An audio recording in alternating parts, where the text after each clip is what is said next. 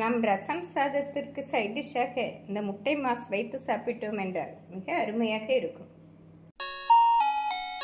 Madurai special முட்டை mass செய்வதற்கு 4 முட்டையை வேக வைத்து எடுத்துவிடலாம். வேக வைத்த முட்டையை சிறு துண்டுகளாக நறுக்கி எடுத்துவிடலாம். முட்டையை இந்த அளவு துண்டுகள் போட்ட பின் முட்டை மாஸ் ரெடி செய்து விடலாம். முட்டை மாஸ் செய்வதற்கு 2 பெரிய வெங்காயம், 2 பச்சை மிளகாய், 1 தக்காளி, 6 பல் பூண்டை பொடியாக நறுக்கி எடுத்து விடலாம். ஃப்ரெண்ட்ஸ், வெங்காயம், பூண்டு, பச்சை மிளகாயை இந்த அளவு பொடியாக நறுக்கி எடுத்து விடலாம். தக்காளியை இந்த அளவு நறுக்கி எடுத்த பின் முட்டை மாஸ் செய்து விடலாம். 4 முட்டை என்பதால் இந்த அளவு வெங்காயம், தக்காளியே போதுமானது. கடாயில் தேவையான அளவு எண்ணெய் சேர்த்து விடலாம். எண்ணெய் சூடானதும் 1 ஸ்பூன் கடுகு, 1 ஸ்பூன் ஜீரகம், சிறு துண்டு பட்டை சேர்த்து விடலாம். நன்றாக பொரியவும் நறுக்கிய வெங்காயம், பூண்டு, பச்சை மிளகாய் சேர்த்து விடலாம்.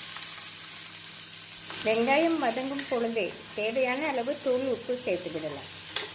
முட்டை மாசிற்கு தேவையான அளவு தூள் உப்பு சேர்த்து விடலாம். வெங்காயம் நன்றாக வதங்கவும் 1 ஸ்பூன் இஞ்சி பூண்டு விழுது சேர்த்து விடலாம். வெங்காயம் இந்த அளவு வதங்கவும் இஞ்சி பூண்டு விழுது சேர்த்து விடலாம். இஞ்சி பூண்டு விழுது சேர்த்து நன்றாக வதக்க வேண்டும். வெங்காயம், இஞ்சி பூண்டு விழுது இந்த அளவு வதங்கவும் நறுக்கிய தக்காளியை சேர்த்து விடலாம்.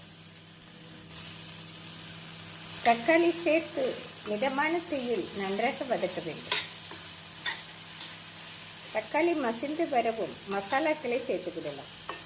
வெங்காயம், தக்காளி இந்த அளவு வதங்கி வரவும் மசாலாக்களை சேர்த்து விடலாம்.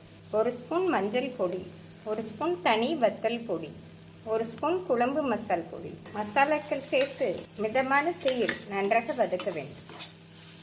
கறிவேப்பிலை சேர்த்து விடலாம். மசாலாவுடன் இந்த அளவு வெங்காயம், தக்காளி வதங்கி வருவோம் 1/4 டம்ளர் தண்ணீர் சேர்த்து விடலாம்.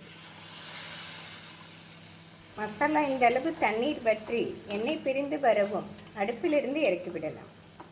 முட்டை மாஸ் செய்வதற்கு தோசை தவாவை எடுத்து விடலாம். தேவையான அளவு எண்ணெய் சேர்த்து விடலாம். எண்ணெய் சூடானதும் வெங்காயம், கறிவேப்பிலை சேர்த்து விடலாம். வெங்காயத்தை நன்றாக வதக்க வேண்டும். 2 நிமிடத்திலே வெங்காயம் நன்றாக வதங்கி வந்துவிடும். ஃப்ரெண்ட்ஸ், வெங்காயம் இந்த அளவு வதங்கினாலே சரியாக வரும். நாம் மசாலாவை சேர்த்து விடலாம். மசாலா சேர்த்து வெங்காயத்துடன் 1 நிமிடம் நன்றாக வதக்க வேண்டும். வெங்காயத்துடன் மசாலா இந்த அளவு வதங்கவும் பொடியாக நறுக்கிய மல்லி இலை சேர்த்து விடலாம். மல்லி இலை சேர்த்து 1 முறை நன்றாக மிக்ஸ் செய்த பின் வேக வைத்த முட்டையை சேர்த்து விடலாம். முட்டை சேர்த்து மெதுவாக 1 முறை மிக்ஸ் செய்து விடலாம். மிதமான தீயில் வைத்து நன்றாக மிக்ஸ் செய்து விடலாம். ஃப்ரெண்ட்ஸ், இந்த சமயம் 1 ஸ்பூன் மிளகுத்தூள் சேர்த்து விடலாம். மிளகு பொடி சேர்த்து நன்றாக மிக்ஸ் செய்து அடுப்பிலிருந்து இறக்கி விடலாம். ஃப்ரெண்ட்ஸ், மதுரை ஸ்பெஷல் முட்டை மாஸ் அருமையாக ரெடி. வேறு பாத்திரத்தில் மாற்றிவிடலாம். ஃப்ரெண்ட்ஸ், மிக சுவையான முட்டை மாஸ் அருமையாக ரெடி. சூடான சாதத்துடன் இதை பிரட்டி சாப்பிட்டாலும் மிக சுவையாக இருக்கும். குழந்தைகள் லஞ்ச் பாக்ஸிற்கு சப்பாத்தியுடன் இதை ரோல் செய்து கொடுத்தால் மிக விரும்பி சாப்பிடுவார்கள். நாம் ரசம் சாதத்திற்கு சைட் டிஷ்ஷாக இந்த முட்டை மாஸ் வைத்து சாப்பிட்டோம் என்றால் மிக அருமையாக இருக்கும். பிரெட் துண்டுகள் நடுவே இதை ஸ்டஃபிங் செய்து கொடுத்தாலும் மிக சுவையாக இருக்கும். ஃப்ரைட் ரைஸ், பிரியாணிக்கும் சைட் டிஷ்ஷாக இதை செய்து கொடுத்தால் வீட்டில் உள்ள அனைவரும் விரும்பி சாப்பிடுவார்கள். ஃப்ரெண்ட்ஸ், இந்த சுவையான மதுரை ஸ்பெஷல் முட்டை மாஸை செய்து பார்த்து எப்படி இருக்கிறது என்று கூறுங்கள். Thank you friends.